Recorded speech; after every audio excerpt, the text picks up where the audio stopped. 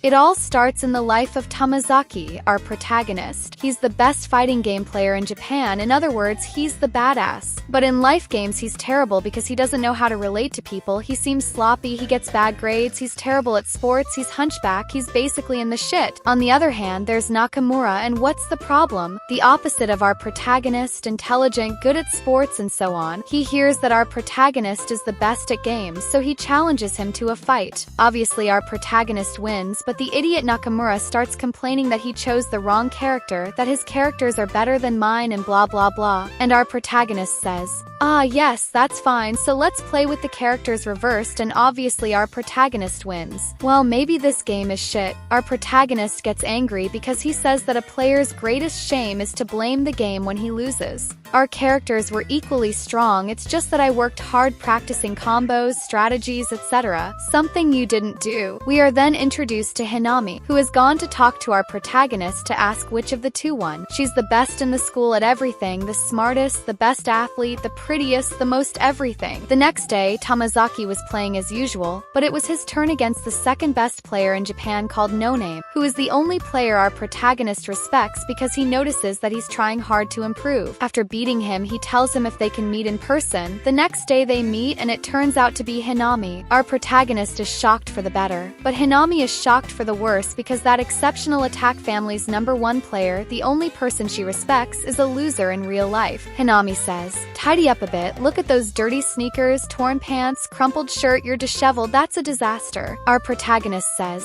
"It turns out that you, a character with high starting stats, will never understand what I feel. An inferior character, clumsy and without social skills. Life is unbalanced, it has no rules, it's a shitty game." Hinami replies, "What? You lost and you're blaming the game? Have you no shame? Things are achieved with effort, thought, strategy, you don't deserve to be called a gamer. Doesn't that remind you of anything?" Yes, it's exactly the same excuse Nakamura used when he lost, and it's exactly the same lecture our protagonist gave him, and he says, "Yes, I understand what you're saying, but in real life you can't change characters." Hinami takes him home, takes off her makeup, puts on a different outfit and says, "See how I've changed." By this she means that she wasn't born with high stats as our protagonist says, but that she has learned how to put on makeup, dress, have good posture, express herself well, socialize, etc. In fact, life is the best game of all. So as she respects him and is angry that the only person she is a fan of is a failure, she goes to help him. Her prota realizes that everything Hinami says makes sense. Well, if you say that life is the best game in the world, the gamer in me wants to play, and that's how our story begins. So they meet in a coffee shop and Hinami tells them that from now on he's going to wear a mask all the time for a week. While wearing it, he has to smile from ear to ear all the time. This is how his facial muscles get used to smiling. She also tells him that they will meet every day 30 minutes before and after school in the sewing room. Then in the sewing room they talk about their goals.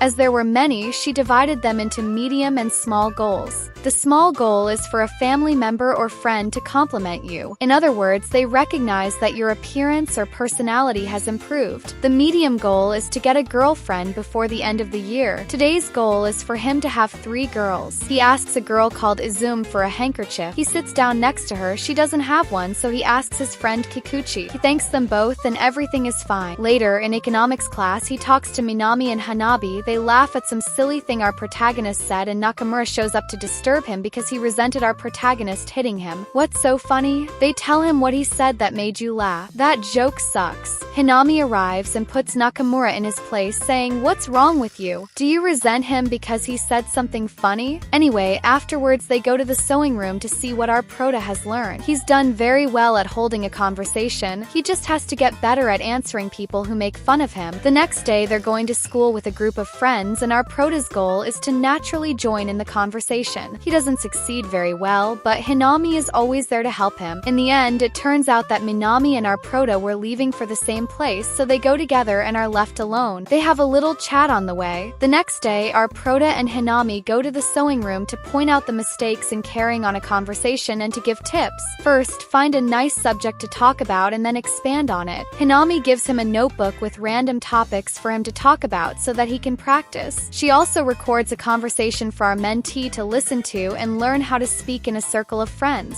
Later, Later, Hinami and our prota go to a shopping mall to change our protagonist's look. She makes him buy some nice clothes and they go out to eat until it's time for our protagonist's hairdresser. The restaurant they meet Kikuchi, the one who lent him the scarf. Turns out that she works there and Hinami tells our protagonist that she chose Kikuchi to be her girlfriend, as she is interested in our protagonist. You're wondering how I know? Well, it's complicated, but let's just say that Hinami has analyzed it and based on her reactions, she is interested in our protagonist. But in the meantime, Hinami and our protagonist are spending a lot of time together. In fact, everything they've done this day could be considered a date. I'm saying this because you can already tell that the two of them are getting on very well and I don't want to say anything, but we all know what's going to happen in the end, don't we? Well, after he's had his haircut, his sister compliments him, so he's accomplished his goal. Good boy, let's go! Now his next small goal is to be alone somewhere other than school with a girl other than Hinami. He also has to talk to Izumi at least twice a day because Hinami says he doesn't have to concentrate on one, he has to deal with the affection of several girls. This activates jealousy and competition and also raises his status as a man. How does this girl know so much? I don't know, but I like it a lot. I'm not going to complain, it seems appropriate, so he does it. The week goes by and he talks to her. Although it fails, the conversations come to nothing. But Hinami tells him that the good thing about life's games is that, even if something goes wrong, it's still worth it as an experience that helps him reveal his abilities. Later, in the library, our prota meets Akikuchi. They talk for a while and she tells him she's writing a novel and asks if he can give her his opinion, so next time he'll bring the novel for our prota to read. On leaving school, he finds Izumi a bit sad,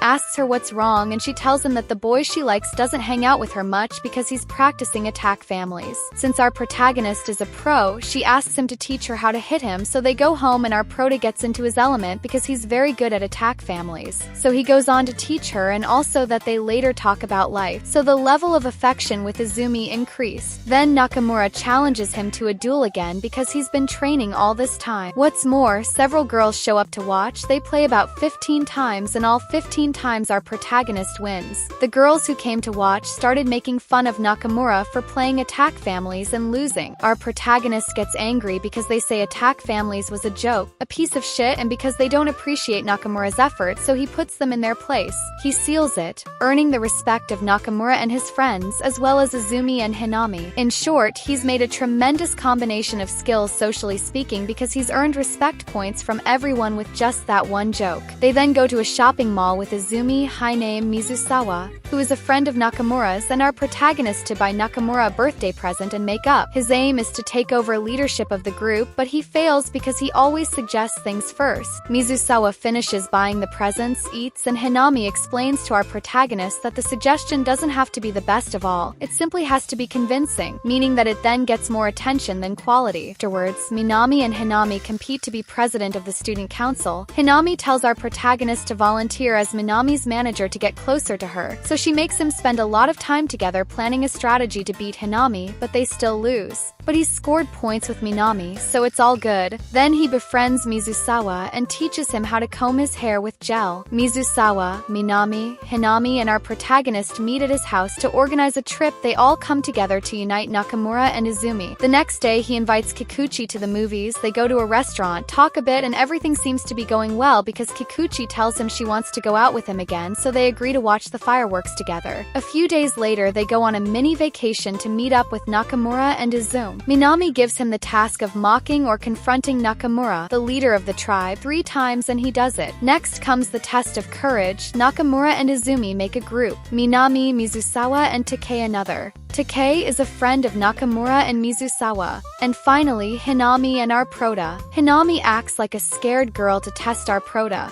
throws herself at him and hugs him, just like being scared by an insect. Hinami hugs him and is about to kiss him, but our prota pulls away. Hainame, of course, says that he won the test because it was all a setup, of course. Hinami and our prota stop to talk about his progress, but Mizusawa arrives and our protagonist hides so he doesn't see him there. Mizusawa declares himself to Hinami. Hinami rejects him and he says that it was all a joke. He says that everything he does is an act. He does it because it's the right thing to do, but he's not the same. And he tells tells her that she does the same, that she doesn't take off her mask. The only person she is herself is our protagonist. Mizusawa tells her that this is why he admires our protagonist's sincerity, and speaking of which, he comes out of hiding and explains to him what happened, that he hid it just in case I don't know what, and it's fine, it's fine because that's how our story ends. And if you liked the video, leave a like and subscribe as it helps me a lot, and I'll wait for you in the next video. Until next time.